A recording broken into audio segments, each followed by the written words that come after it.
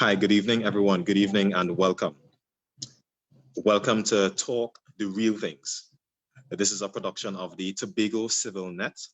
The Tobago Civil Net is a group of non-politically aligned civil society citizens, of NGOs, members of the business community, and concerned members of the public. And their whole objective is the holistic development of Tobago, right? I just want to stress on the fact that this group is not politically aligned. Once again, this group is not politically aligned. Some of the key partners with this group include Youth Vote Matters, the Tobago Entrepreneurs Environment Tobago, Tobago Writers Guild, and the Tobago Literacy Support.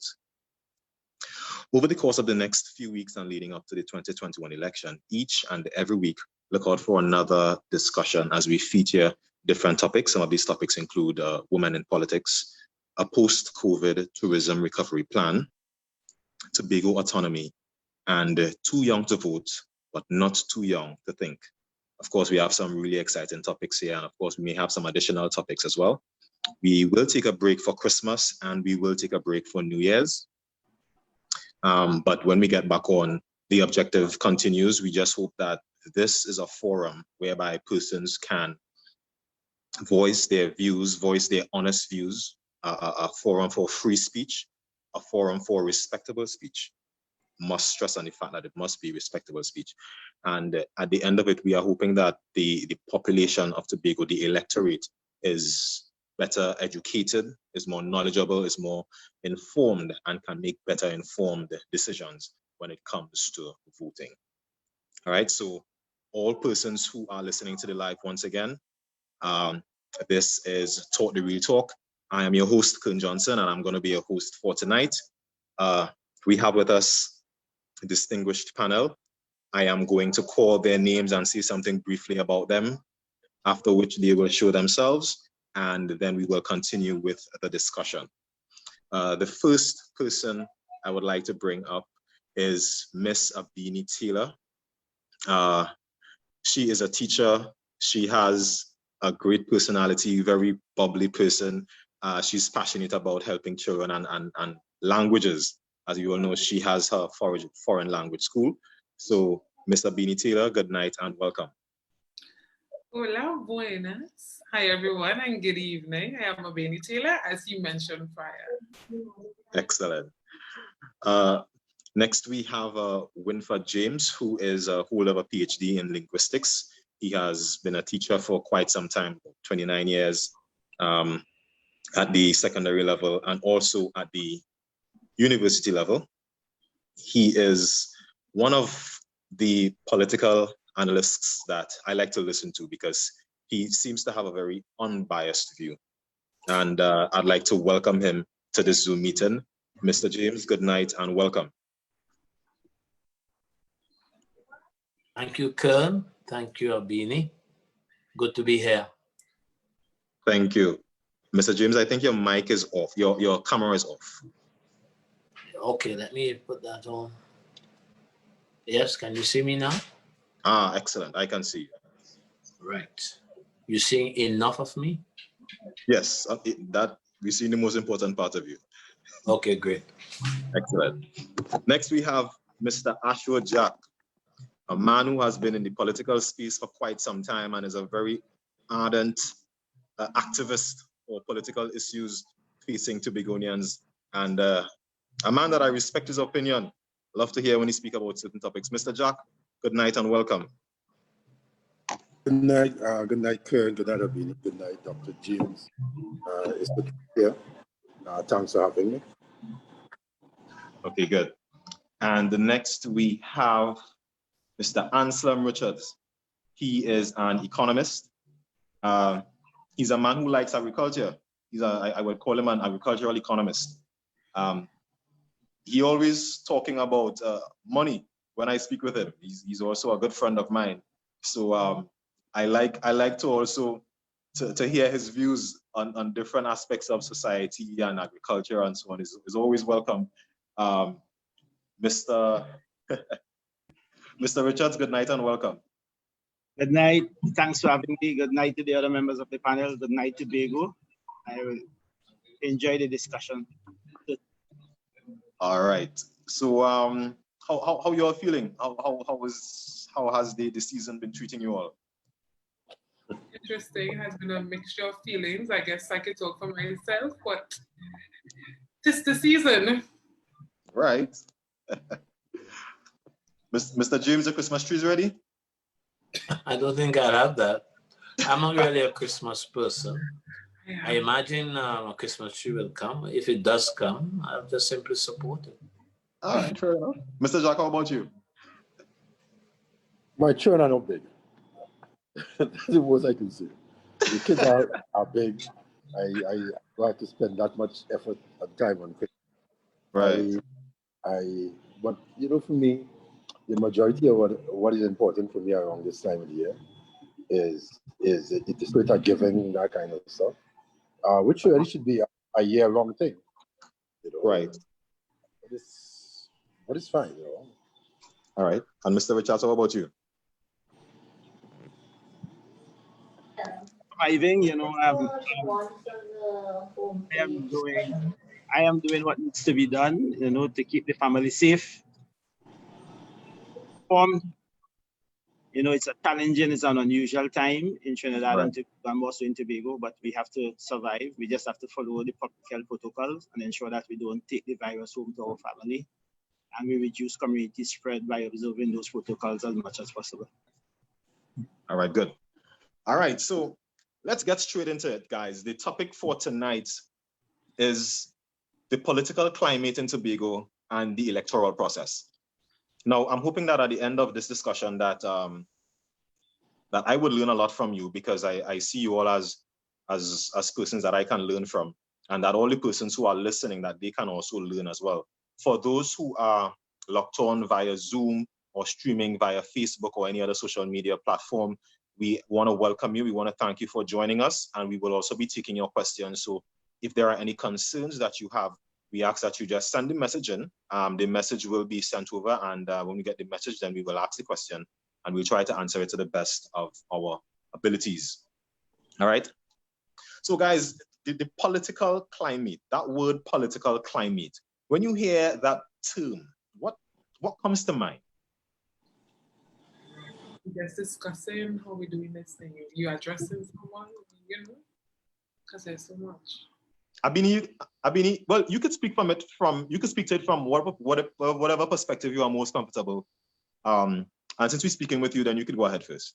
Sure thing. You asked me what comes to mind about the political climate in Tobago. That's right. The question. That's correct. It's obvious that it's election time because we're seeing certain actions, for example, the canvassing, the walkabouts, and the areas where persons are trying to influence you to vote for their party, etc. I see persons now doing certain things. I want to be very careful with my words. That's why I'm using these. For example, I'm seeing person walking, they're canvassing, certain conversations are happening on the social media. Now everything is on social media because most persons are home.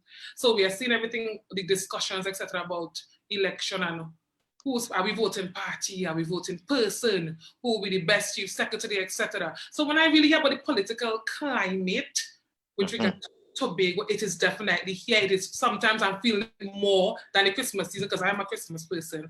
And it's definitely there, it's existing. We know election is soon, and we know whatever party may be in power in January or etc. February, we don't know. But the political climate, it exists. It's there, we are feeling it, we are seeing it, and we are hearing it for the space.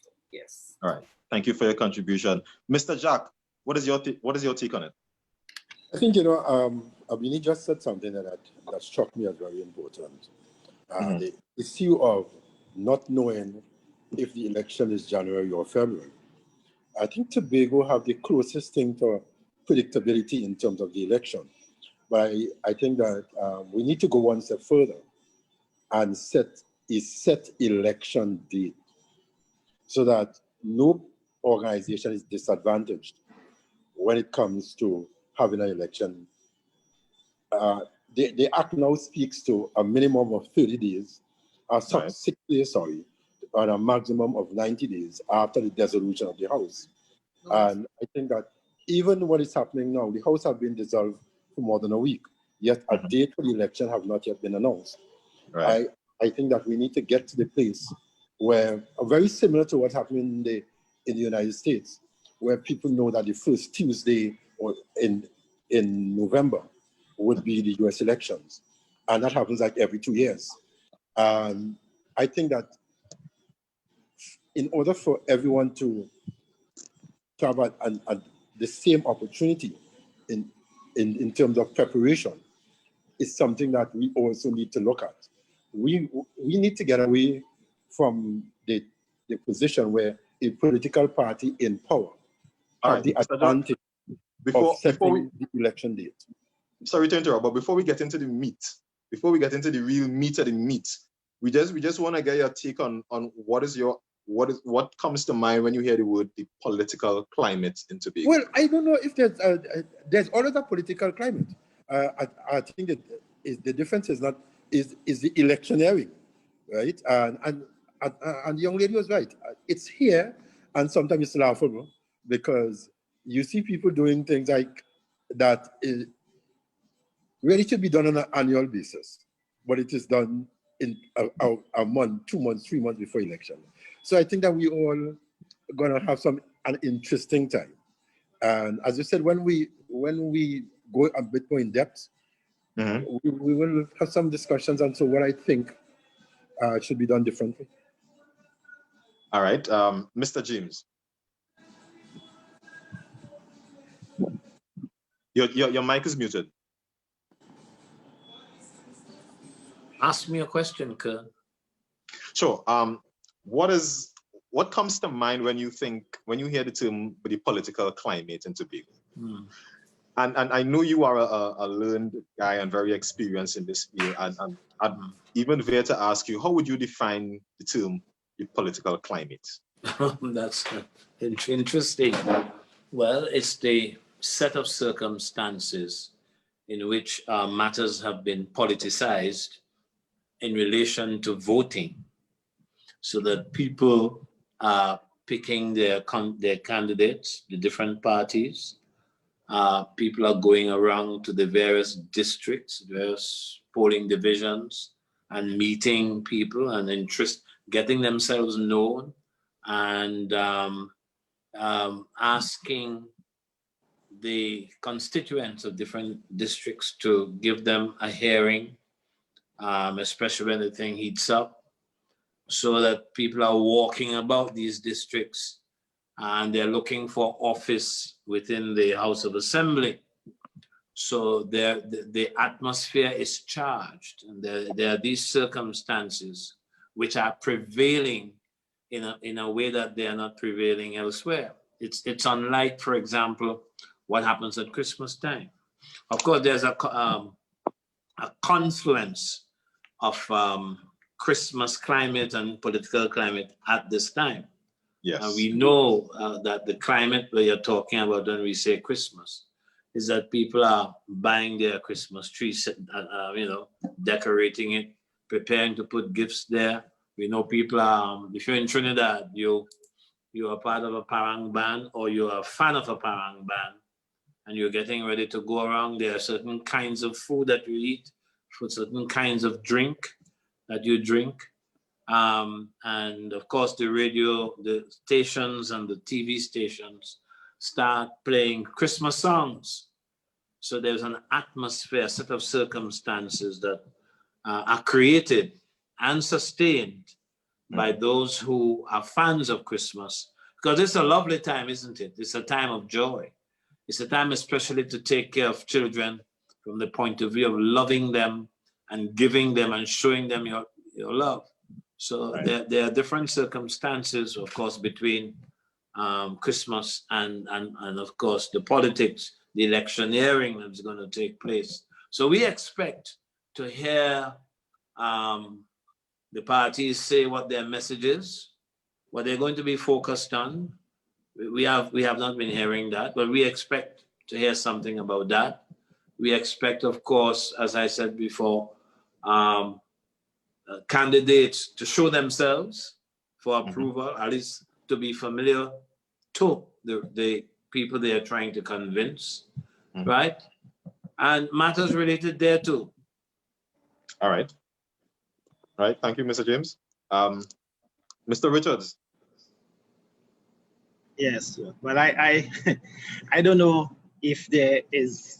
I would like to think that there is a difference between the election climate and the political climate, and All I right. think that and I think we should make the distinction. There's always a political climate because basically politics is the exercise of power, the control and distribution of resources, and the making of decisions that impacts the lives, which really tapers out into governance issues at the end of the day. But now we are in what we call the election cycle of the political climate, and therefore there's an uptick in the needle, as it were.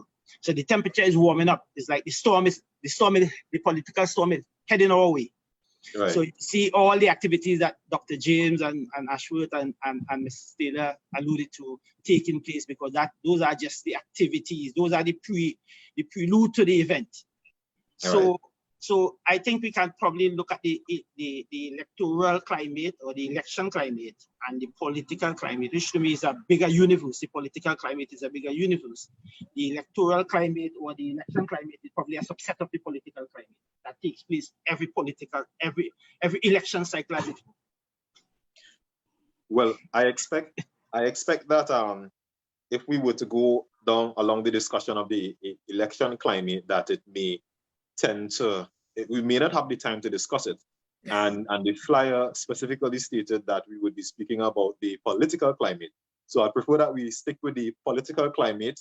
You could probably make some minor references or examples to the election part, but we want to stick with the political climate and the election process. Well, I guess since that we are living in a world of intersectionality, all things are related. Dr. James? Yes, I like your distinction between the subset and the set. The political climate is a set, and the subset is the election climate. The two things are interwoven, and you will see when the conversation starts that in fact that is the case. Okay, nice. Now, I just want to remind us that while we're having the discussion and we are explaining whatever it is that we are explaining, to keep in mind to try to keep the language such that it allows for even the simple person who may be listening on any social media platform to be able to have a general and an easy understanding of what we are talking about. So at the end of it, when they leave and they go home, they could see, yes, they understand something about the political climate in Tobago and about the electoral process in Tobago. All right, guys? Good. So, I think I've looked up a definition of political climate, and I looked it up because I'm not versed as you guys. And the definition that I've seen is the aggregate mood or opinions of a population about current political issues that affect said population in some way. Right? You all got that? See? Yes. Right. That's what we spoke of. Right. Excellent. Correct. Excellent. So, and that is where it could, I think both Dr. James and Anson would have amply put it. In terms of the set and the subset, right? There's not one without the other. The election time gives a new meaning to the political climate.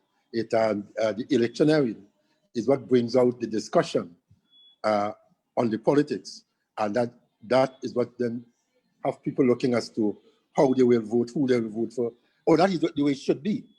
And I'm glad that probably these discussions are taking place, because I have a new mantra, and it is information over emotion. I think too many political decisions or too many decisions that are made from an emotional point of view and not from an informed point of view. And I think that this program probably seeks to inform people more and to get away from the emotional reaction to stuff. All right. All right. So I thank you for that contribution, Mr. Jack. As it relates to I'm guessing that eventually we're going to get into the electioning part of it. So if you all were to use one word to describe our current political climate, what would that word be?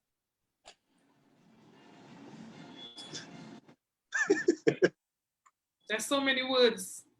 Gosh, that's why you laugh.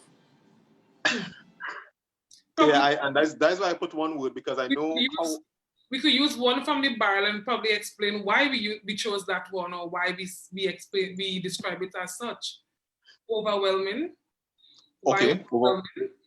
Because every corner you turn, literally, is something political being spoken of, or something political you are seeing, whether it be an advertisement, right, or a flyer with regard to a walkabout, we're in your area, etc. So it could be overwhelming right now for the person who is probably politically indecisive, sorry.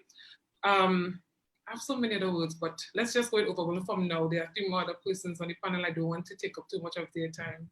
But all it's right, Mr. overwhelming. It is. All right, cool. Political. Keep the other words close to your mind. We may have use for them eventually. Maybe, I will. Mr. Jack, how about you? What word come to mind? Unimpressed. Unimpressed. Please elaborate for me. To me, election time is a time where people have to make probably the most important decision that you have to make in that 4-year or 5-year cycle as to how your country is going to be governed for that period. And of course, that also sets the foundation for future development. Too often, what you see is people just not giving the kind of information that is necessary for people to make real decisions. You listen to some of the platforms, the comments, and really, you're not getting a lot of information. So someone who is depending on information to make decisions really use an election period as a serious time for making, and that is for me, that's sad, because this is when you should be talking the most serious things, because you're asking to be elected to run a country for 5 years or 4 years, as the case may be. All right. Mr. James? Contentious. Second? Contentious. Contentious. All right. You asked for a description of the situation. Correct. What I heard from Ashford is a description of his attitude to the situation. Okay. Mr. Richards? I will say infantile. I think that our politics have not evolved to the level that modern democracies have evolved to. Immediately, we have had fair and free election, easy transfer of power and all of that. But the level of detail and the kind of proving that is necessary to arrive at the best selection of persons who will determine what pothole, which schools, which hospital are resources in your country, I don't think the majority of the population is at that level of maturity in terms of our politics. And therefore, I am forced to describe it as infantile. All right. So we have some place to go. All right, good. So based on those words, I mean, from times past, we are now in the 21st, this is the year 2020. From, let me say, back 20, 30 years, if you were around that time or politically informed at that time, would you say that the climate then is pretty much the same climate we have now, or has there been any kind of transition? Thank you. I think as a young man growing up in Tobago in the early 80s, when I started to become politically conscious, I think there was a higher level of discernment among Tobagonians as to where they wanted to go with their lives, how they wanted the island to be governed and managed, and who should be making those decisions. Right. You know, if you remember the heydays of the ANR and all of that. So I think that at that time there was a deeper level of consciousness amongst Tobagonians as to what their entitlement is, their right to self-determination, their right to chart their own destiny. I think that has evaporated somewhere along the road. We have lost that kind of consciousness. And I don't know if it is the current generation is responsible, or whether the older generation did not transfer that level of consciousness to the current generation. I don't know where the disconnect came, but there's definitely not that connection in terms of people really engaging in the issues that affects them and determining that their representatives treat with those issues and really demarcating the boundaries and so forth. I think somewhere along our political evolution, there is a disconnect, or there has been some kind of deterioration in person's consciousness as to the issues and what politics should deliver to them as a people. All right, because that was my next question. I wanted to know, like, who exactly sets the tone? Who sets the tone for what the political climate is? Who is responsible for it? Who is responsible? Okay, sorry. go ahead. No, go ahead, miss. Okay. Go ahead. Go ahead, Abini. Question: who is responsible for setting a political climate? So we're talking about a wrong election time. To me, well, from my perspective, the persons who are running for the election and also the persons in which you surround yourself with. Because although we may have 3-4 parties running, etc., this is just an example, very general. My political climate, I could create my own around the persons who I am around. For example, yes, we've seen 2 parties running for the THA election. Who sets that tone? They do, or we can just change how we look at the tone, etc. That's how I get it. You say, who sets the tone? The persons running, whether it be an independent candidate, the parties, perhaps to some extent, but you could create your own political climate. For example, if I say, for example, 2 different parties, and for those 2 different parties in my climate, which is the persons I surround myself with, who are around me, we are focusing on the independent candidates. So I don't know if you understand how I'm going with this. The political climate, who sets it is a variation of person, a variety, I should say, rather, who sets that kind. But for us in Trinidad and Tobago, it appears for most people, whosoever are the parties running or the persons running for election, they set the political climate. It appears that way. Okay, Mr. Jack? And that is where I think part of the problem for me comes in. I think that the tone should be set by developmental needs in every aspect of our lives. Where we want to see education, where we want to see health, where we want to see infrastructural development. And we set that against what is happening internationally to see how we can use that to bring our island up to scratch. And unless these things are at the center of our politics, what we have is superficial politics, noise, rhetoric, and that kind of stuff. And I think that is part of the problem that we're facing. I think Anthem alluded to the fact that the consciousness is not as high. And I can concur with that. I got into the politics at a very, very young age, very, very young, 11 years old. I spoke on my first platform when I was 12 years old. And that time, for me, what drew me to the politics was the idea of internal self-government and what it could do to Tobago. And the question is, what is the draw for the average Tobagonian into the politics? Where do you see Tobago in a year, in 5 years? And is it that you're voting for someone because of the color? Is it voting for someone because your parents did it? Or is it that you're looking at setting goals for yourself and by extension goals for the island and saying, this is the best way for us to achieve those goals, and therefore we have to find people who are capable of taking us to that next level. So I think that in terms of the climate, who sets the climate is the consciousness of the voter. And if the voters are not very conscious, then anything will really work. All right. Mr. James. Okay, very interesting question, and the answers that I've heard, very interesting as well. But we have to pay attention to the fact that tone is different from issue.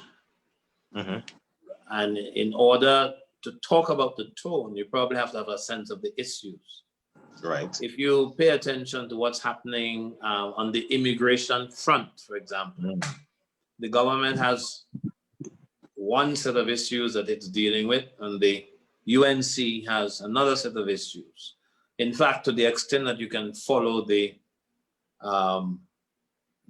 thought patterns of the UNC, but they are now saying that there's something wrong in the government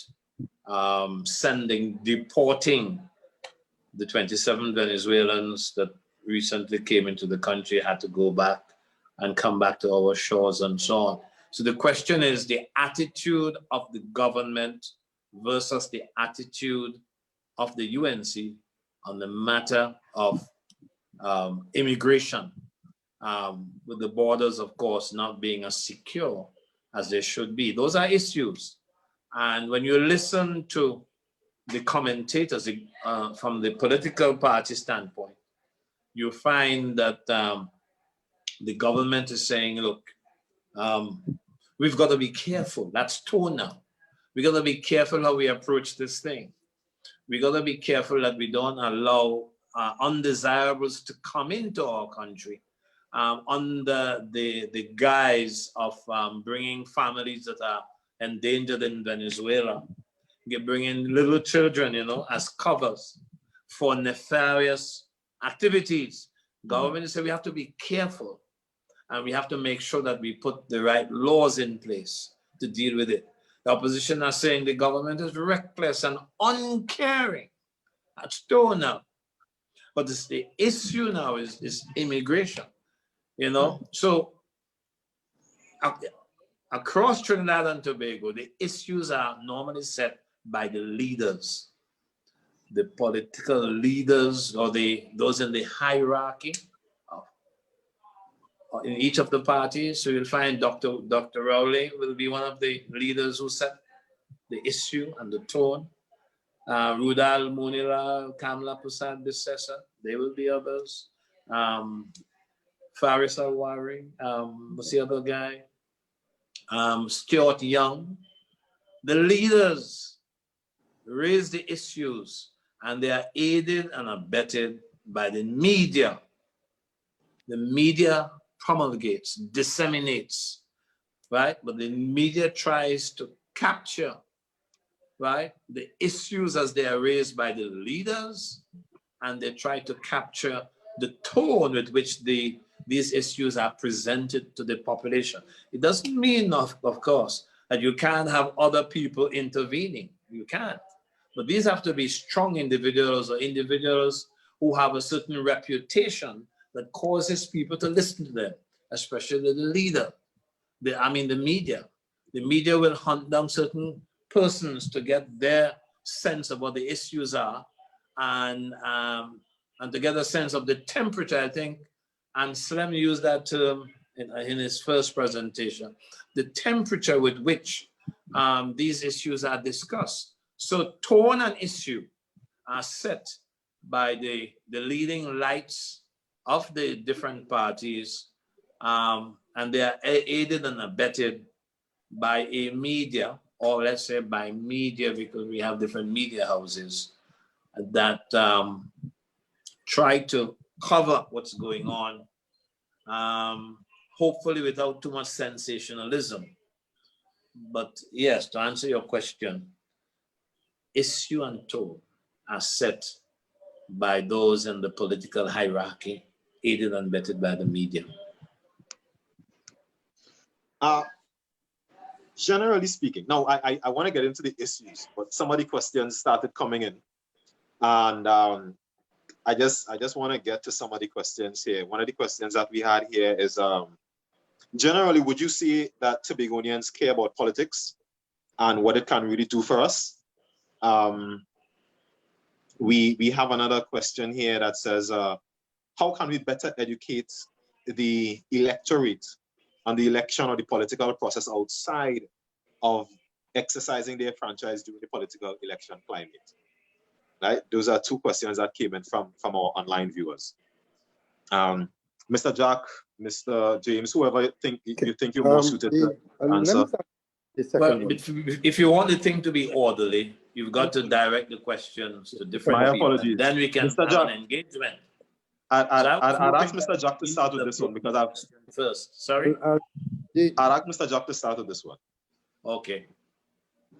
the question, as I understand it, is about setting if Tobagonians care about politics. Right. I think the Tobagonians are not as politically aware as they were, let me say, 25, 30 years ago. Okay. I think younger people don't see politics as being important to their development. And that is sad. Because whether we like it or not, your leaders are those who are going to determine how your island is going to develop. You know, I say to my children all the time, even the price of your food is going to be, as a result, a direct result of either the failure or the success of your governments. And therefore, the issue of how we educate people on those matters will have to know if to pique their interest. As it is now, people say, all of them is the same thing. You see them every 4 years. And that is because maybe Tobago don't make enough of its own decisions. And what happened in a short while ago with Dr. James is a case in point. We're speaking about the issue at THA, and by Dr. James speaking about the issue of the migrants, the Venezuelan migrants, it speaks to how Tobago issues can get lost in the wider national issues. Yes, it will affect us, but it also can overpower us and not allow us to deal with the issues of Tobago in the way it should be dealt with. And so he's correct. If a leader comes out and starts talking about the issue of Venezuelan nationals and that kind of stuff, and the party gets involved in that kind of discussion, you find that the issue of Tobago's autonomy, the issue of Tobago's food security, the issue of the problem in healthcare and things in Tobago get lost in that issue. And sometimes it's deliberate. Sometimes in getting lost, the leaders set a tone that throws you off the real issues. Because if you try to face the real issues, you might not be in the strongest position based on what your past have been. And so in every lecture, what you find is that there are some side issues that people pay more attention to than the real issues. And after the election, we recognize we really haven't gotten anywhere. We haven't done anything. We haven't made any progress. In fact, I think that Tobagonians are less conscious now about Tobago's autonomy than they were 25, 30, 40 years ago. Right, and as we get closer, further down in the discussion, I'd like you to tell me what you think we could do about it. That same issue you mentioned about Tobagonians getting less polarized as it relates to the politics. We are now less polarized than we were before. I'd like to get from you what you think we could do about that. Mr. Ansel. But before you do that, all right, you must understand that there might be a view different from Ashworth's and Ansel. That, you know, they're saying the Tobagonians are not as conscious. But I don't look at it that way. I don't know if you want to accommodate this line of discussion at this point. So I'm pausing for you to guide me. But I think that they are... Sorry, are you going to take the discussion at this point or what? No, right, what happened? What? No, just now, Mr. Anselm. I spoke specifically to the issue that Mr. Jack highlighted, because I just wanted to hear what was some of the solutions that he thought could be brought forward based on the point that he raised. Right. But I'd like to hear what you, from your perspective, what you think about this as well. Well, so he's saying that he doesn't think, he must correct me if I got him wrong, that Tobagonians are not as conscious as they were, let's say, about 20 years ago. And I imagine he's going back to the period when we had Robinson, who was larger than life, so to speak, in Tobago out there. He represented Tobago, and particularly had Jeff Davidson, Lennox Denew, Ho Choi Charles, you know. He's thinking that. But I am looking at the scene today and I'm seeing, I can hardly find old people in the political parties, those who wish to go up, as we say, for a seat in the House of Assembly. The candidates I'm seeing are young people. Not only that, they are tech savvy. they use various media to spread their views, and they get responses on social media as well. Instagram, Facebook, WhatsApp, and all the various other means of dissemination of information. They keep at it and they post and so on. They even have individual meetings and presentations on these media, right? And then you have, when you look at Tobago itself, you have more media. Newsday has reporters in Tobago, Guardian does as well, right? Express as well. There are more media here. Not only that, we have different programs on Channel 5 in Tobago. Yeah? In other words, what I'm trying to say here, these platforms were not there when I was a younger man, right? But it is true that probably people like me and Nancy are more, shall we say, forthright in the expression of our views, more outspoken perhaps. And we probably sat at the feet of men who were giants, certainly compared to where our maturation, political maturation was concerned. There were guys who knew far more. We sat at their feet and we learned, and then we developed our own variation on the same theme. We may have accepted, of course, some of the more fundamental underpinnings of a political matter. So I am thinking that while we might need to have more people engage with the issues, showing more interest and perhaps going out and voting, because you know the percentage of people who vote in the election, House of Assembly election is less than the percentage of those who vote.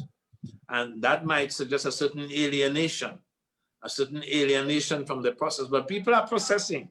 They are processing and they are coming to decisions. We do need people who can articulate far more forcefully now than we are seeing these days compared to, let's say, a Robinson or a Winston Murray. Very forceful guys, right? Intellectually strong, very brave, because they were older men as well. And they were older men in the sense that they didn't have to fear. They were not afraid because they didn't have a future to create for themselves, for their families. So they were bold in the expression of their views. So I'm saying it's not only the view that people are not as conscious as they used to be. It's a view that I would like to contest, as well, respectfully. And maybe that can come up a little bit later, I don't know. But I believe that what I see is a far greater attention by younger people in particular to what is happening in their island. They are not satisfied with the opportunities that are presented to them. And they're willing to go out there and risk and face political risks in a way that my generation was not able to do before. All right, thank you, Mr. James. Before we continue, I just want to remind those persons who are logging on recently that this is a production of the Tobago Civil Net.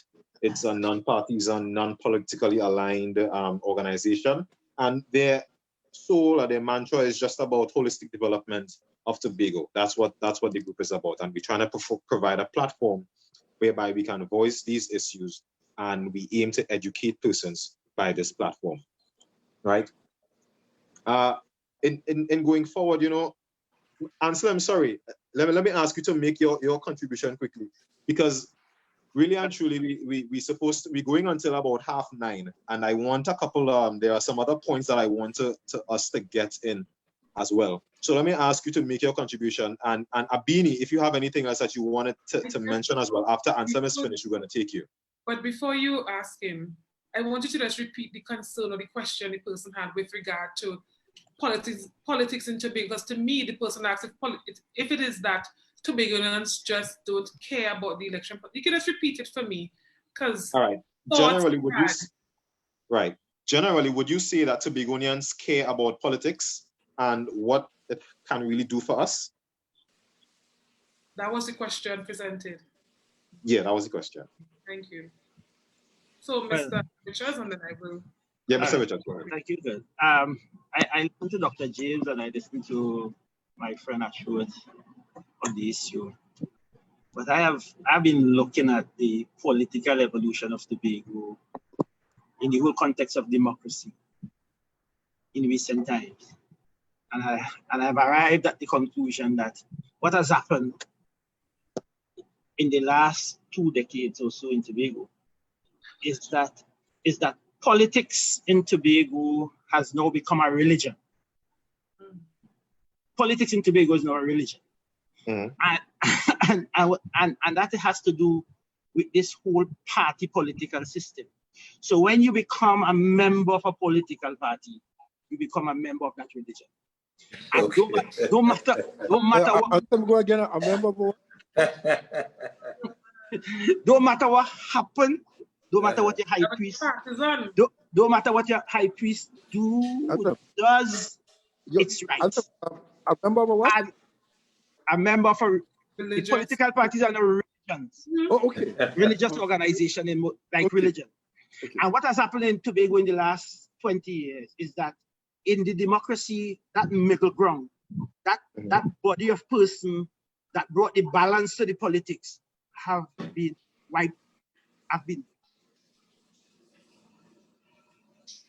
wiped away, have been eliminated, because the political party that was in power, executing their theological doctrine, decided that look, it's either you are part of this religion or you are not. So there is no middle ground to bring balance to the politics again.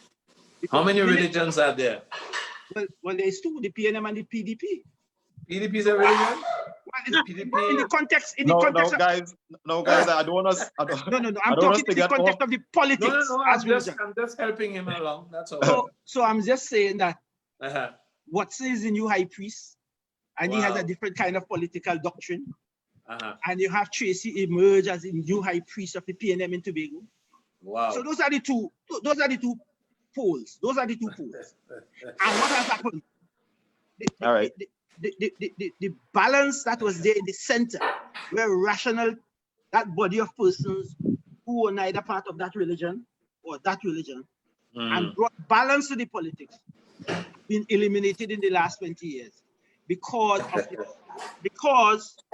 the incumbent practice without hindrance, without hiding it, that if you are not supporting this religion, you are not going to participate, you're not going to get no food.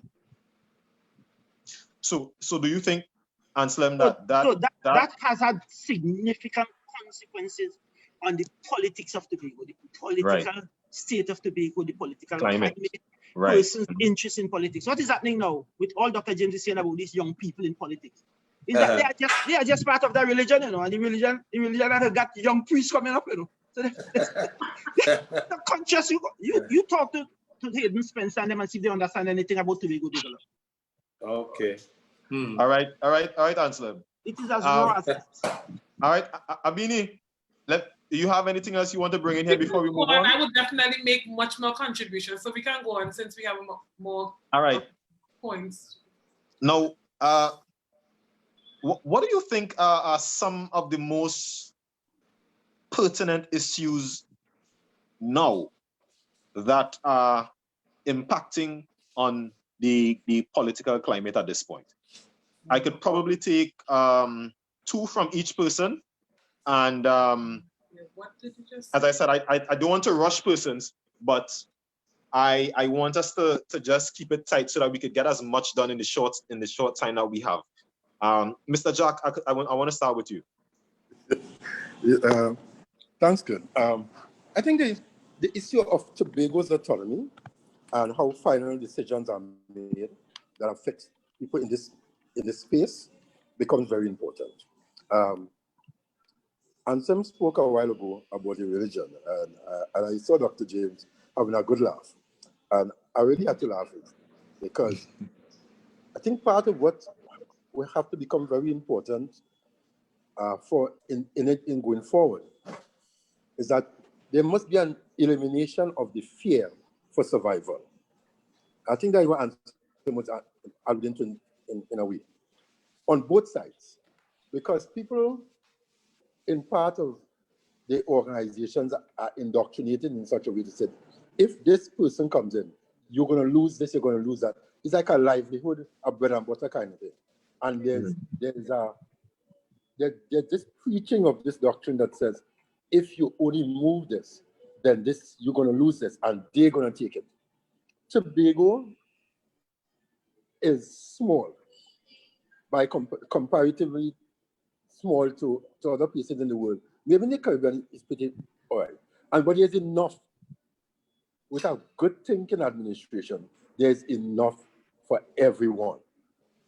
Too often, too many persons who can make a great contribution to Tobago's development is sidelined because they are not seen to have the same political views as a party in power.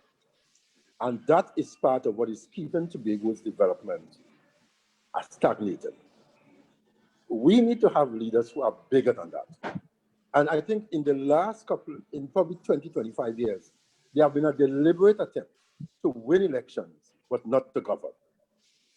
And that is part of the problem. But Mr. Jack, who's responsible for electing those persons? Isn't it the electorate, or do you think it's the political party? As I said, the issue sometimes is fear. It's fear. If you do this, then you're going to lose what you have. And so, if we remember back in 2013, there's a whole campaign of fear that if you vote for this party, the Indians go come and they go take everything and they go take your land. I mean, any right-thinking person who sat down logically and worked out, you know, hey, it doesn't have any sense in this. But remember, you in the heat of the moment, and you're selling a certain kind of fear. Yeah. And we're too small, and we're going to suffer as a result of it. And when we are divided, when we are that divided, persons who have the wherewithal will come in and they will take over the commanding heights of our economy. And I remember this statement made by Robinson as a little boy. And if we are not careful, we will become hewers of wood and drawers of water. All right. Mr. James? You asked for two issues. Autonomy for sure. And of course, the slavish economic dependence of Tobago on Trinidad, especially in all areas of policy making. We need to expand the economy in Tobago. We need to have our bright boys and girls who left Tobago in their teenage years after A-levels, went abroad, Trinidad and further abroad, to get undergraduate degrees, some graduate degrees, and when they come home back, they can't get jobs to suit their qualification, right? So the economy now needs to be expanded, but this can only work if we manage our own affairs. So there's lots that need to be done with respect to the governance systems that we need to put in place to make sure that there is success. So to answer your question, the autonomy question, are we managing ourselves well enough? Do we have enough power to do so? Constitutional power. And of course, the size of our economy. The economy needs to be expanded. So those are two. There are other issues, but you only wanted two. So I've given you those two. Thank you, sir. Abini. Well, they touched on two of the issues I already had in my mind with regard to the economy. Once our economy becomes more expanded and more diverse, more things can be done. Because when we have a lot of issues presented in Tobago, you may hear this is not done because we don't have the money, because we would have requested, let's say, for example, 9 billion, they only gave Tobago 4 billion for us to work with that and do whatever. So the main issue is we probably really need autonomy, but then there is an issue with trust with regard to Tobago having autonomy and the crabby political practices we have here with regard to, if I don't support this person, if I don't stay aligned, I wouldn't GT in the young people lingo, because I'm not even 30 yet. So to me, the issue is the autonomy, but then we have to trust our own Tobagoans who are here with the autonomy of Tobago. And of course, to make the, as Dr. James would have mentioned, to make the economy more expanded And I would add to that, make it more diverse in order to touch Tobago and develop it holistically. Okay. But Chair, if I may Yes. just caution Abini, she's talking about Tobago receiving 4 billion. That was an Let her example. know that it's not 4 billion. That was an It's 2 example. point, It's 2 2.1. point something. Yeah, 2.1. I know, but no, that was, James, I know we're not that's right. not what we got. What I mean is that No, if people hear you say that Tobago no, is getting that was an 4 example. You know what I'm right about? This is not a thing that That I was want not to expand factual on public at space. all. All right, that's all. Let me hear. Let me let Abini defend what she's saying, and then Mr. No, Jack, I Yes. can it allow you to wasn't clear. factual at all. It was just giving an example. For example, we Yes. ask for something and we get less. Okay. Just here Okay. to- Right. Okay. We get the principle that she was trying to be. Yes, Mr. Jack, yes, you were that trying to say principle. something? Yeah. Well, Dr. James, you know, I heard the issue of the quantum just came in, the 2 versus 4 billion. And Yes. it's something very, very careful to deal with in the public space. But Tobago doesn't get $2.7 or $2.8 billion. The Tobago Right. House Assembly gets $2.7 or $2.8 billion. That is Right. not really Tobago budget. That is Tobago House of Assembly budget. And, Yes. and there's a reason that I really don't like to go into this in the public space, because sometimes it could create a different kind of discussion outside of Tobago that I really was not to have. But part of the problem, Abi, in terms of Tobago's allocation, has to do with the way we spend money in Tobago. We built a facility in Tobago for almost $1 billion that we uses probably 4 or 5, let's say 10 times a year. All right. Could that have been used to expand the economy in a different way? So how we see what the things we do to develop the Tobago economy, how we spend money instead of just building buildings and stuff.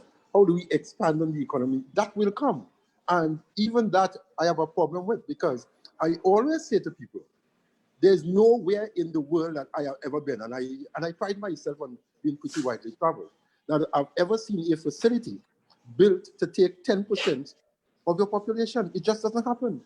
And if it happens once in a blue moon. All right, Mr. Jack. Let me get Mr. Richards. I see him eagerly awaiting his contribution. Well, it's a very interesting discussion in terms of the issues affecting Tobago, and definitely employment, and that is linked to the expansion of the economy. And the fact that over 70% of the persons in Tobago are employed by the THA is going to impact the political climate in Tobago, and it speaks to the whole religious issue that I spoke to, and the whole victimization that comes into that. And whether you support me or not, you can't participate. So what it means, therefore, we need to have the economy of Tobago expanded and have a more vibrant private sector that can create employment for the kinds of persons that Dr. James have alluded to, who have gone to tertiary studies, come back, and the private sector can now take them up. And we have a more robust private sector that creates employment, reduce the pervasiveness of the THA in the economy of Tobago. Everywhere you turn in Tobago, you see the THA. And that is a very unhealthy situation. So the Tobago economy is really an economy that is driven by the spending of the THA, $2.something billion that we get. And there is no real economic activity taking place in the private sector that could create, because the private sector that create that independent balance, the Chamber of Commerce can challenge the government on the issue of, I would say, the immigration issue. But where the business people in Tobago is dependent on the THA, you have no independence. That's it. I was about to contribute that. We are in trouble. And this is Tobagonians don't understand the depth of the trouble that we are in. And if we don't move forces to fix the situation in Tobago, nothing is going to happen. And I think one way of driving that, I think Tobago has to be given that constitutional authority to deal with its destiny, which is the issue of internal self-government. Nothing is going to happen progressively in this island until the people of Tobago are vested with that constitutional authority to determine their political and economic future. Let me stick a quick pin I want you to mention the second issue as well.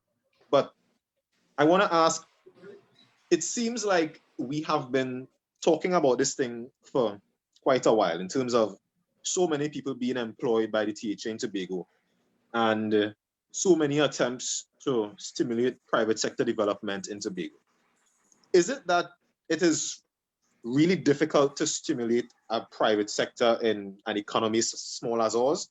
Or is it something else that is preventing that real development of the private sector in Tobago? And I'm going to be very controversial here. Very, very controversial.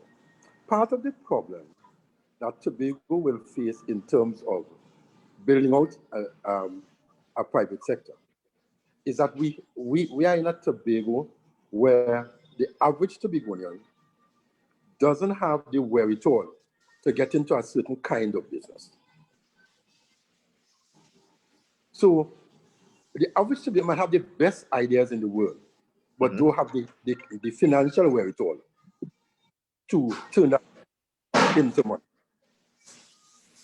I don't know any country in the world that have developed without some help from international investment.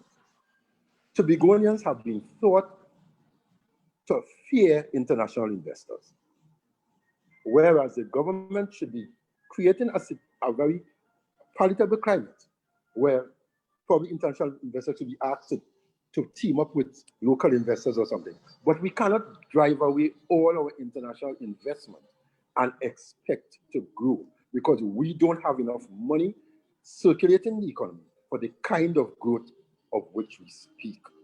Okay, Mr. Jack, okay, give me number two. I would like to give you a little more latitude, but we have half an hour to get, we have half an hour again because it's 9 o'clock already. And I just want to get us some more contributions from everyone else and let us touch on a few more topics before we move on. So go ahead, Mr. Jack, give me your second point quickly. Yeah. Secondly, we cannot continue to have every major decision made for Tobago outside of Tobago and expect to grow. Because people who do not live in Tobago, regardless of how well intended they may be, will not understand the Tobago situation. And that is why I have been a sticker, and I will continue to be a sticker for the power to reside in Tobago to make decisions that affect the people of Tobago. Thank you, Mr. Jack. Ms. Taylor.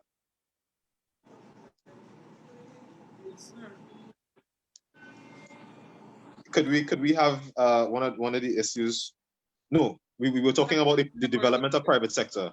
Do you have any contributions you want to make as it relates to that topic? Very minor contribution with regard to the private sector's existence or even its survival rate in Tobago, because Mr. Richards would have mentioned that 70% of our population is dependent, or 70% is employed with the THA. That is so because I think we have this way where we would have been grown up to know when you're done school, go and get our government workers is sure money.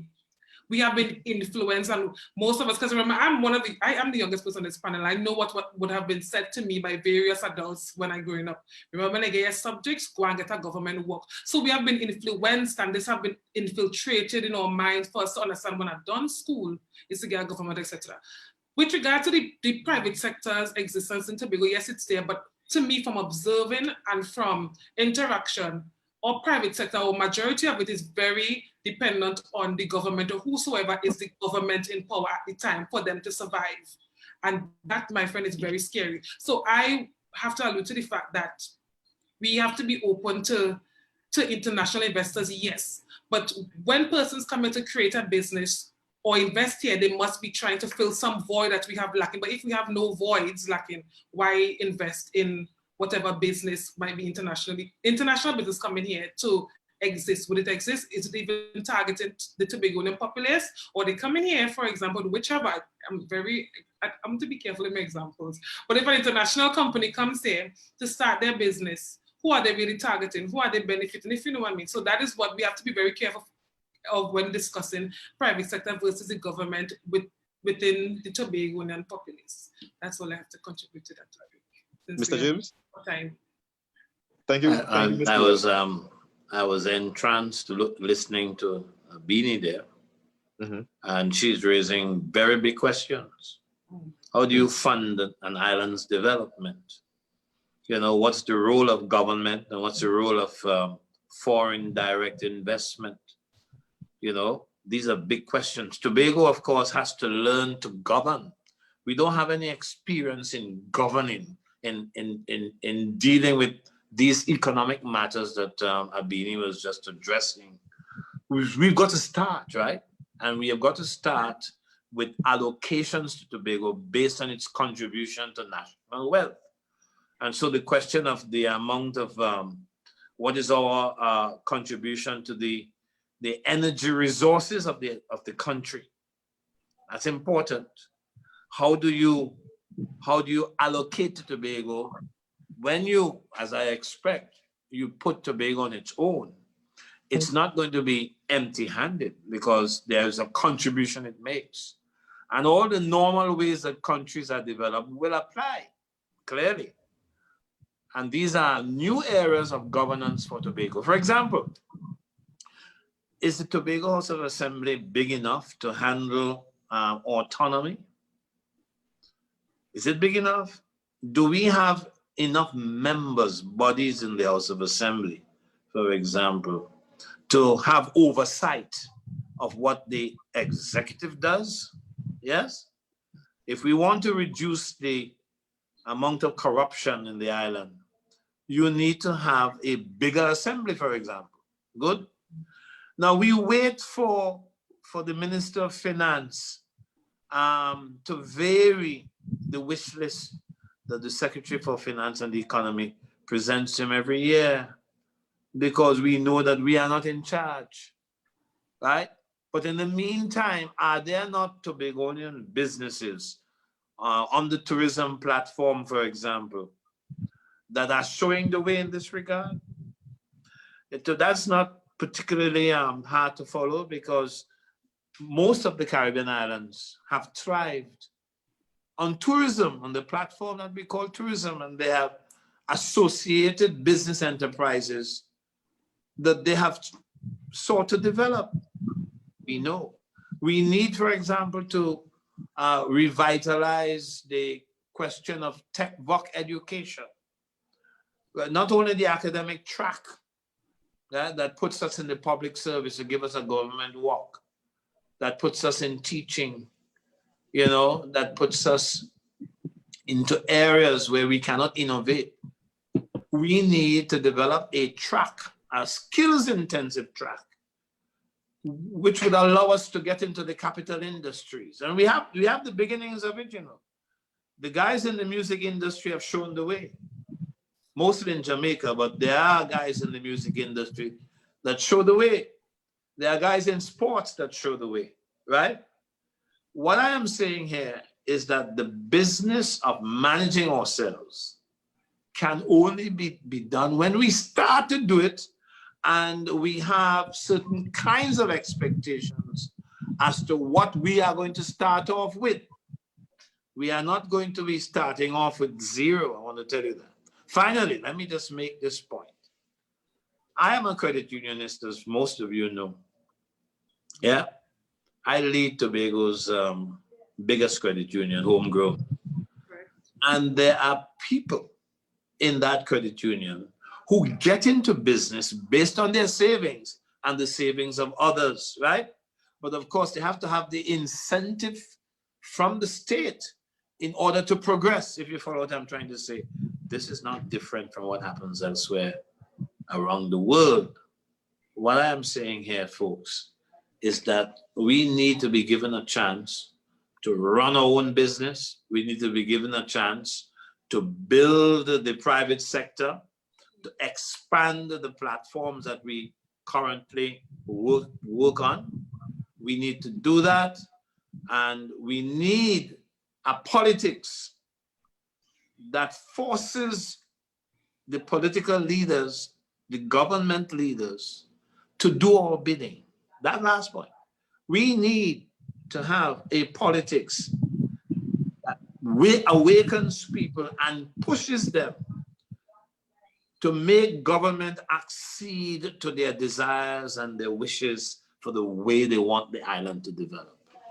Okay, thank you, Dr. James.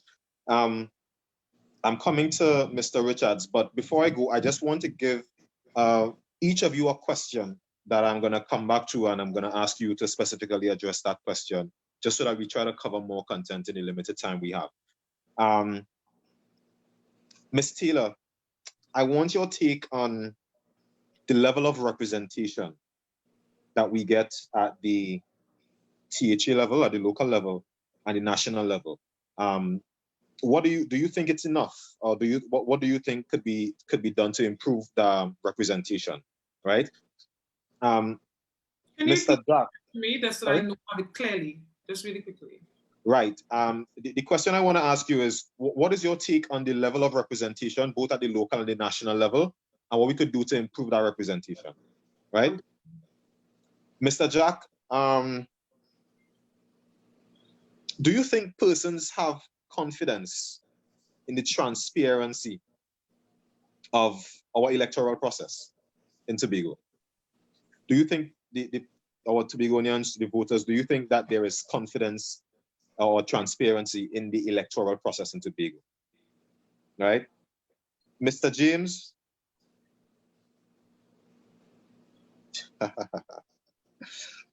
Now, what I want you to do, Mr. James, for me is, I want you to give me briefly a step-by-step rundown of what happens after the House is dissolved until the next party comes into power, just so that the average person looking on could have an idea as to what happens behind the scenes. Because I think a lot of persons might just hear the House is dissolved, they see politics, they hear election, and a new party in power. So if you could give us a step-by-step rundown of that process for me, I'd appreciate that. Okay. Mr. Richards, let me hear your take on, what we were talking about. Is it, where are we now? But he is talking about the young people and not as conscious. That's one of the things. No. We are talking about Tobago's the development. Right. Yeah, I had to come to Mr. Anselm. I just wanted to give those persons their points so that we could cover that. Mr. Anselm, Mr. Richards, you go ahead. Yeah. We are at 9:15 and we want to stop at 9:30. So I want you to give us a concise contribution rather, and then we could come around to everyone again. Yeah, in terms of what we can do almost immediately to treat with the Tobago developmental issue. One, I am saying that we need to have a different financial model for Tobago than what obtains in Trinidad and Tobago. The financial system which provides resources for enterprise development is not working for Tobago and Tobagonians. And Dr. James is a credit unionist, and I'm saying that we need to move to a different model that is unique to our own circumstances. And I'm saying that, one, we can move POSEIS and establish a Tobago Development Bank. That would be the banks of credit union in Tobago, cut out those foreign banks that are reaping great harvest from the credit union movement in terms of processing checks and so forth. And what that development bank will serve as the bank for the THA. It will raise capital for the development of Tobago. It will also serve as the bank to credit union. We can also move credit unions from credit unions to community banks, that they can offer a wider range of products. And that creates a whole different experience for economic development. But an immediate fillip in terms of the expansion of the Tobago economy is the granting of is the achievement of internal self-government. Those new governmental functions will create a need for us to bring more people on board, because we are creating new institutions with new responsibility. And therefore, we may not have all the skill set in Tobago, and therefore we have over 300 persons in Trinidad, Tobagonians residing in Trinidad, like Dr. James, may have to come back home to serve in some of those new positions, because autonomous THA will be much different than the THA we are functioning with Tobago, because they're talking about legislative authority, and therefore, and what that does, it immediately impacts the spending power or the consumer spending in the Tobago economy, which really drive private sector and drive the economy. So people don't understand the economic importance of internal self-government and what it does to the economy. It's an immediate fillip in the transformation of the Tobago economy, because it creates jobs across the board in terms of government functions and so forth, new areas of responsibility that requires new institutions and all of that. And resources pumped into that, persons are employed, those persons are spending, private sector is expanding.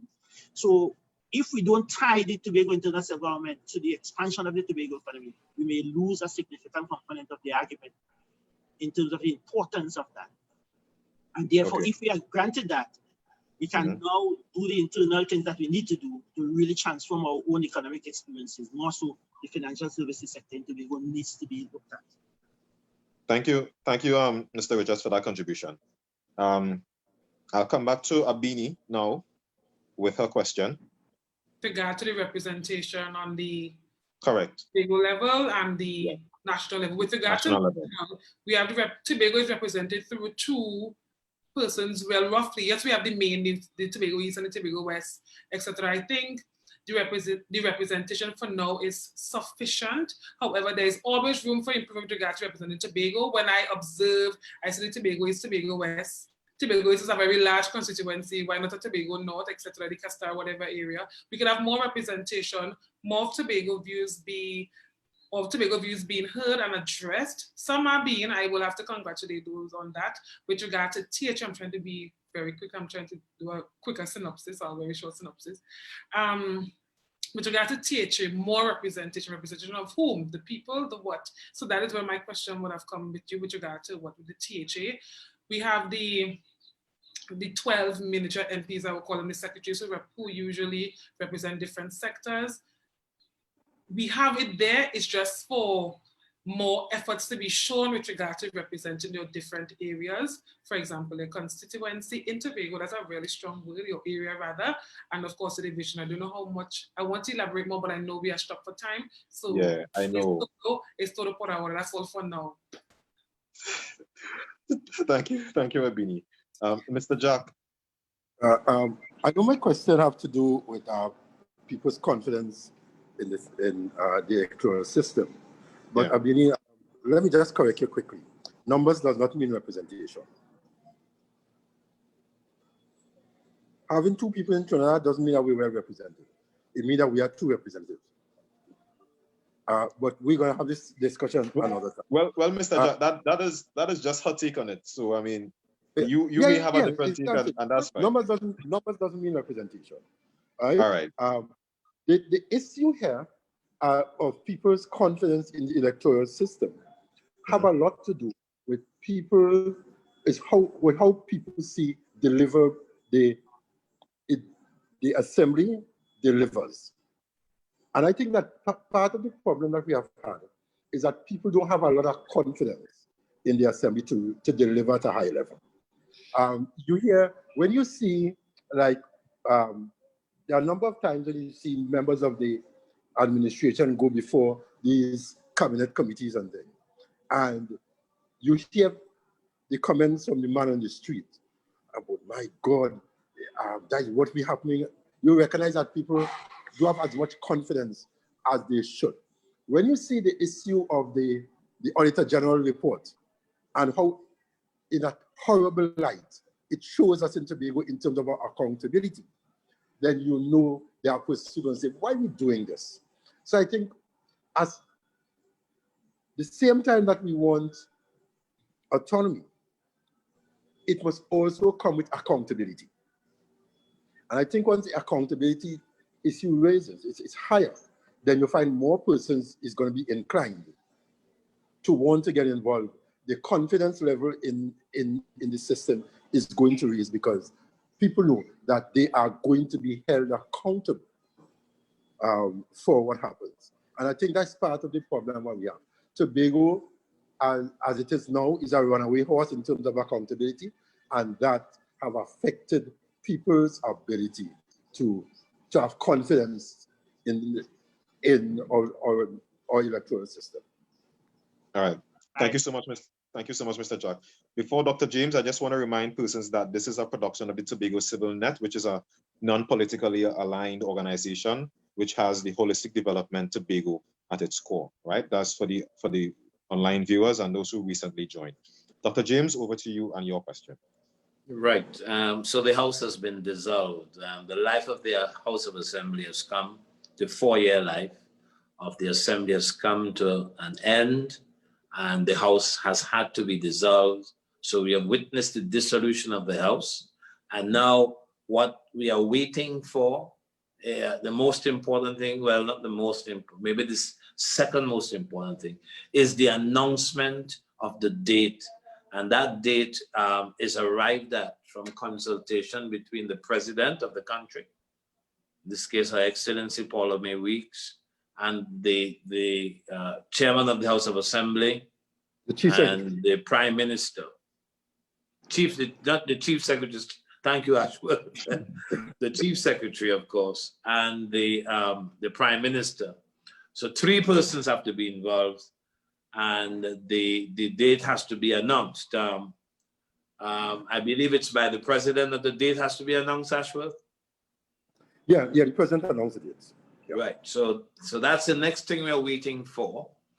And then the thing begins in earnest. That the date has to be set, I believe, within 2 or 3 months of the dissolution of the House.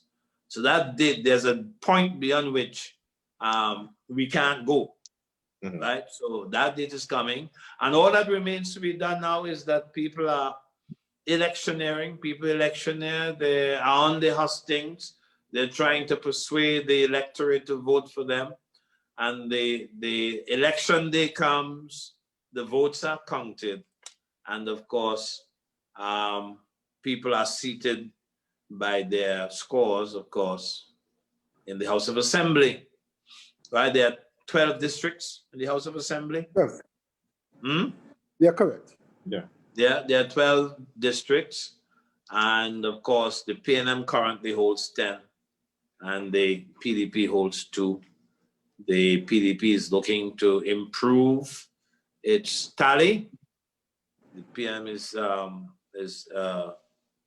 attempting to hold on to what it has, or at least not go below 7, because they want a majority, right? So it's really fairly straightforward. The House dissolves. The president announces the date of the election after consultation with the chief secretary and the prime minister. The parties, of course, electioneer across the island. The vote is taken on election day, whenever that is decided, and we have a new House of Assembly. So, Dr. James, what happens in the event of a tie? Dr. James. What happens in the event of a tie? I'll let Ashwood answer that. You see, the THA is a different creature. To any of you can have a tie of parties, but still emerge with a chief secretary, because the chief secretary isn't determined by the party. The chief secretary is elected in the House on the day that the House is inaugurated. So you might well find you have a 6-6 situation, but because the chief secretary is not appointed, but in fact is elected, you might well find someone is able to influence someone else to cross and vote for the chief secretary, even if not crossing the 4, but they could vote for a chief secretary and remain in their organization. And so it is slightly different to what happens in the national space, where the Constitution says that the person who is the leader of the political party who amasses the most seats shall be prime minister. In the case of Tobago, the chief secretary is elected by all elected members of the House on the day that the House is inaugurated. I think, Dr. James, if you remind me, just adding something to what you have said earlier. One big thing that I would want people to know, because people ask, now that you have no assembly, there is an assembly, there's an executive, and the executive continues to function until the day of inauguration. So, but I think, Ashworth, the question still remains: if the parties hold to their tally, no, they have to go back to the poll. That is the then point. They have to go back to the poll. That is the point. all parties have to go, all seats. We have to go back to all seats. Yeah, you have to go back to the polls. Okay. Because you cannot have to an executive. And therefore, the only way to break the tie is the people have to break the tie. But you know, it's actually an interesting point, because once that happens, the only people who could dissolve the House is the House. Right. Once the House is elected and members are sworn in, the House either have to start sitting, which is 3 days after. But if you can't agree on a chief secretary, then you have a crisis. And how do you get the members, at least 7, in this case, 7 members, because if you don't have a chief secretary, the chief secretary cannot, they can have councillors. But interestingly, you can actually, the president cannot appoint the minority councillor. I mean, the minority leader, but cannot appoint the chief secretary. Okay. In the view of the president, the majority, the person who commands the support of the majority of persons who is not in support of the chief secretary is then appointed as minority leader. That person is not elected, that person is appointed. But now you have a dilemma, because you don't have a chief secretary, so there's no way you could say who commands the majority of support who is not in support of the chief secretary. So they will have to, there's no choice. You have to go back to the polls. Well, again, how do you go back to the polls? I don't know.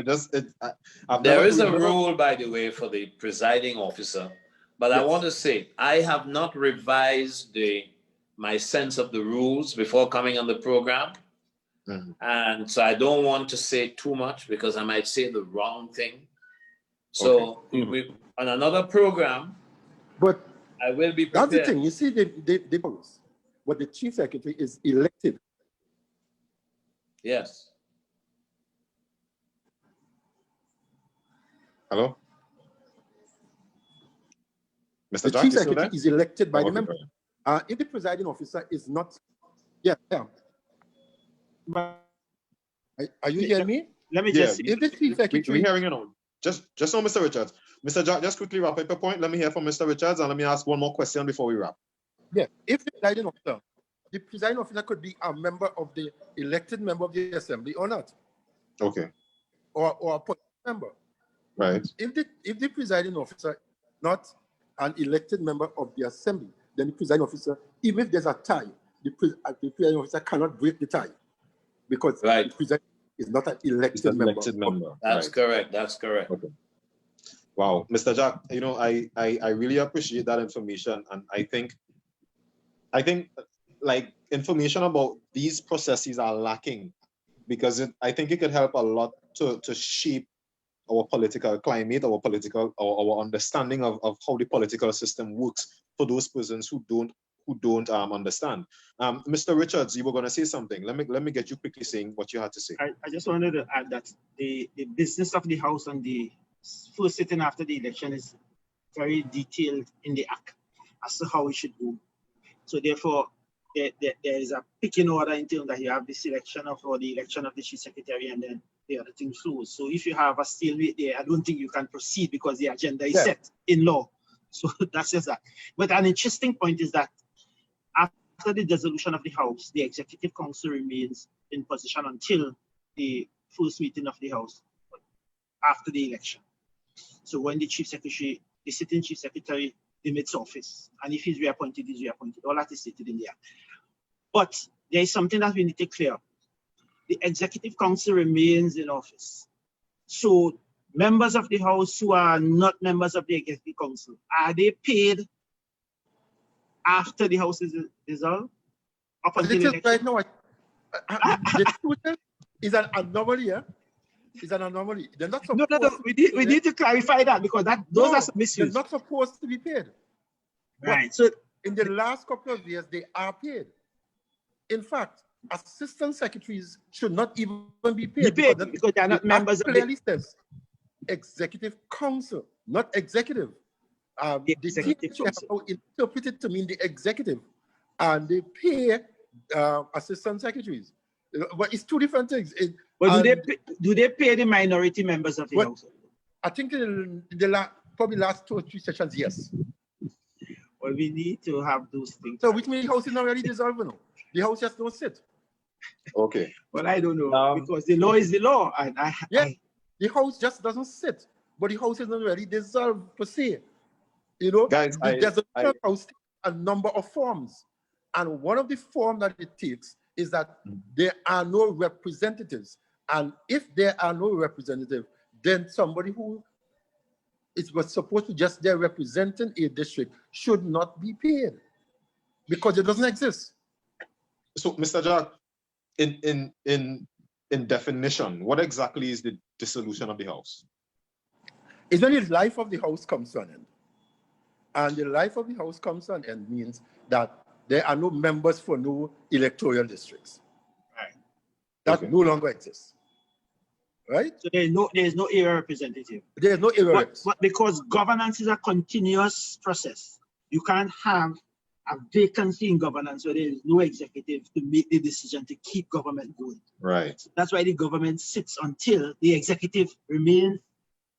Yeah. And the minute a new chief secretary is appointed or elected, at the point of the appointment, yes, the existing chief secretary demits office. So the executive. Yes, then the executive falls. Yeah. Okay. So that is the rationale why the executive remains just at the national level. The executive, the cabinet remains until the new government is sworn in, because government continues until up to that point. All right, Mr. Richards. Guys, listen, I'm learning so much from you. I really appreciate the sessions and everything you all are saying. I wish that we could have, in fact, one of the questions, the last question that I have here is, how do we elevate the level of political discourse to ensure that the public is better educated? How do we go about doing that? Well, I think this program in itself would have helped in some way. And so I think that programs like these that doesn't deal with the cut and thrust of politics, but deals with how the interpretation of the act, how it works, the standing orders of the house, how the standing order works, and stuff like that. Because the average person don't understand how a house works. You know, they see a presiding officer. It is like I saw the presiding officer in Trinidad in the Senate tell Anil Roberts, I am the presiding officer, I make the rules. And I was like taken aback because that's not true. The presiding officer sits in and use the rules, which is the standing orders of the house. They can't make up rules as they go along. And so things like these people need to know, because they believe once you're sitting in the chair, you're all powerful. No, once you're sitting in the chair, you have to be guided by the standing orders, and the standing orders tell you what you can and cannot do, and what members can and cannot do. Well, the genesis of that is that we are constitutional democracy, and we don't operate on the will of men. We operate by the rule of law. Laws and regulation inform our decision. So that's it. That's the foundation of that. Also. So return to the question of how do we elevate public consciousness? Correct. Well. Just now, Mr. Dr. James, just now, let me just get Mr. Richards to wrap up his contribution since he was. Oh, sorry, I thought he. So I'll take that. I think what needs to happen is that the political religions that we have in Tobago now, the PNM and the PDP and whatever religions will emerge as we go along, they need to have a different approach to politics. They need to have those community outreach outside of the election period, where you can go to communities and have discussion on issues that affects the community and affects the island as a whole, and really take up the temperature and cause the political consciousness to percolate up to another level. You know, we really have to reboot. We have to reboot the political system as it were with new approaches. You know, social media can help, but there needs to be that political education, continuous political education by those major political entities that are seeking to represent people. But they need to bring the consciousness of the people with them. You are assuming that the people know, the people who you tell to go and educate know. Just now, Mr. Jack, we come in to Dr. James. No, the thing is very interesting. So I was listening to him there. I didn't mind, but listen, I agree with Anselm that the political religions, as he calls them, have to go out into the communities and talk to the people about the law, Right. that constrains governance behavior and so on. But you also need the independent-minded people, the people who are not aligned, right, and therefore who don't have a political stake. Right. These independent people, they come out of the higher institutions of learning. They come from the universities, for example, right? They come from the political science department. They come, like me, from the Department of Education, right? And you have public discussion ongoing on TV medium, on the radio media that we have here, but you have to keep it going, right? We have to lift the discourse that we have. The discourse cannot remain at the level of the rum shop. It cannot remain at the level of the liming spot. Those are important. I am not against conversation. I understand. Them. That's important. But you also need to have conversation on media, right? With people calling in and engaging those who are making statements about what governance should be like and so on. So yes, I would think that the best way to do that is to multiply the number of discourses that the public can access on the various media that we have. Thank you, Dr. James. Ms. Taylor. Yes, I just want to contribute quickly. I've heard Dr. James and Mr. Richards' contribution, but I just want to add to it, stating that I actually see effort with regard to that, where there is now the youth assembly, where they are targeting young people between the ages of 17 and 29 to become more involved in the processes and to understand better or to be out of assembly. And I see that as a plus, and that it should be something that should continue with regard to edify the populace with regard to how the THAs run and the processes, etc. So I just want to contribute that, but I don't want to always seem as though this can be done, that can be done, but I'm just saying what is being done right now and how, once it continues, would definitely contribute to the greatness or the better understanding of what is going on with the THA. All right, thank you. And as we wrap up, I just want to give you all a few, just a minute or two, just to give your closing remarks. And being since we're with you, we could continue with you and we'd go right back up, just to give us your closing remarks. I am very appreciative of the opportunity to be here to discuss with three veterans in the sphere of the economics and politics.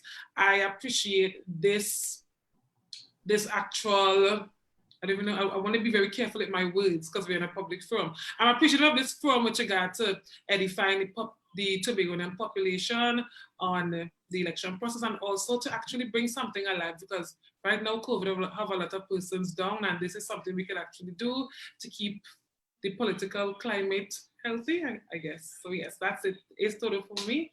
Say two. Thank you, Ms. Taylor. Mr. Richards, your turn.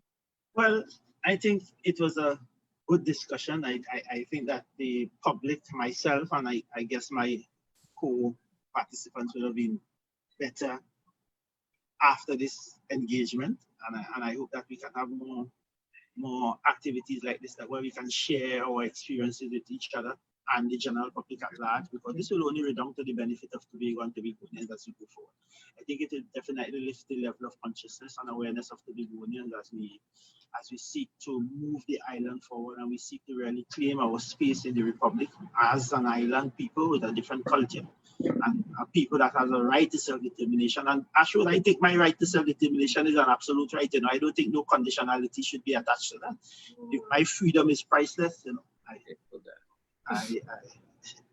take that. I'm very serious about that. Okay. I think we have a right to mismanage ourselves. Yes. Absolutely. Thank you. Absolutely. Thank you, Mr. Richards. You finished, Mr. Richards? All right, Mr. Jack. I think that having 60,000 people should make it easy in the modern day with all the technology available to us in terms of the dissemination of information. But I know Ansem alluded to the fact that political organizations should go out. But I have listened to a number of persons who hold very in high positions in political positions in government and stuff. And please don't allow them to go out because they don't know. And I have to agree with Dr. James that you have to have persons who are versed in this stuff, who spend a lot of time studying it and are willing to disseminate that information. And the first people who should be educated on the workings of the assembly, the politics, is at the end of every assembly election. There really should be sessions for the elected and nominated members of the assembly that brings them up to scratch. And people might say they get elected, but we have seen that they don't know. And it is in our best interest to bring them up to scratch, to ensure that today we get the best out of them, because they will now be speaking from a place of knowledge instead of guessing and making up things that is going on. All right. Thank you, Mr. Jack. Dr. James? Well, the campaign has started. We will know the election day soon. But we have an opportunity during the campaign, well, let's call it campaigns, if we're relating that to both political, to use Anselm's term, religions, right? We want the different campaigns to be articulating the issues clearly so that people, on the basis of what they are hearing, on the basis of what they know about the two parties, can make an informed decision about whom to vote for. So the clarity of the articulation is critical for me. So far, the campaigns have been moving about districts, so we don't have access to what they're saying to people. I don't think the news reporters follow them to that extent.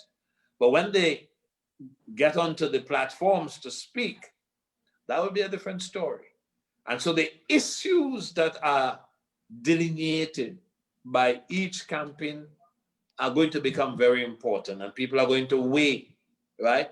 If for example, autonomy is one of the issues, as I expect it to be, the PNM will have to develop a position that explains why it is that after 20 years in the House of Assembly, it has not moved forward, really, on the business of autonomy for Tobago.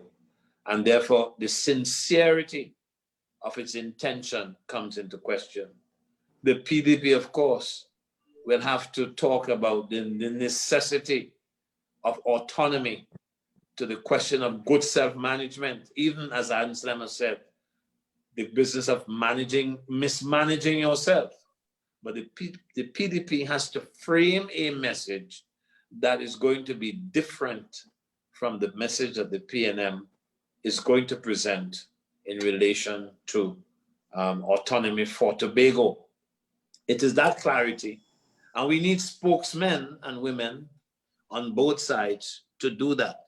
So I am hoping that new voices arise, which are as clear as the voices of Robinson and Pochoy Charles in their time.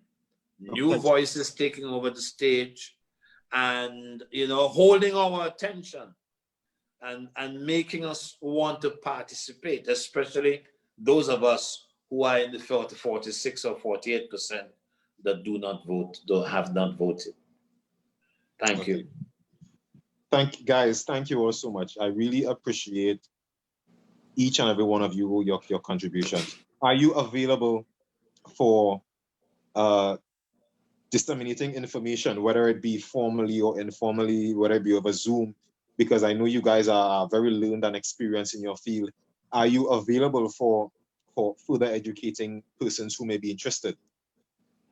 One time is not enough, Kern. This has to be a repeated matter. It doesn't have to be necessarily me, but the idea of having a discussion of this kind must continue. If the planners think that I am useful, I will consider their request. But as I said, there are other people, there are other voices that can come on and edify and inform and instruct and vary our understandings. So I look forward to a continuation of this exercise. Thank you. And I more meant it in the capacity of persons who may be listening or on the social media platforms and may want to reach out to you privately, you know. So just in that context, I was asking. You can give them my email address. Okay. Okay, excellent. Definitely. Guys, thank you once again. For those of you tuning in, this was a production done by the Tobago Civil Net, non-politically organized organization that is focused on holistic development of Tobago. This is one of many more discussions and topics that you're going to see coming your way. Stay tuned for the next one coming up on December the 1st, where we're going to be speaking about women in politics. Of course, I expect that one to be an exciting one. And if you are looking at us now, go to the Facebook page and just like the Facebook page, share the Facebook page, share the live so that we can disseminate this information as far and wide as possible. Once again, gentlemen, I want to thank you so much for your time, for your contributions. I think a lot of persons have learned a lot. I have learned a lot as well. And I thank you all for your continued contributions and development to Tobago.